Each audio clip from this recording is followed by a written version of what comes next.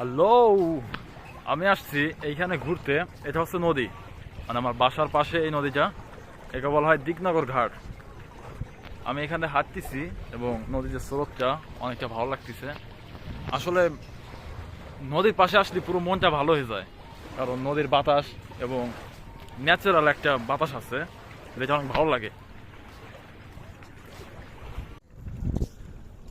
নদীর পাশ দিয়ে হাঁটার অভিজ্ঞতাটা সত্যিই দারুণ। আমার পাশে পুরো নদী। এটা এখন তো মার্চ মাস, যার কারণে পানি অত বেশি নাই, কিন্তু যখন জুন জুলাইতে হবে তখন এখানে অনেক পানি, এবং আমি যেখানে হাঁটতেছি এখানে হাঁটা সম্ভব হবে না। সূর্যটা দূর থেকে অনেক সুন্দর লাগতেছে। এই উপর দেশ কেন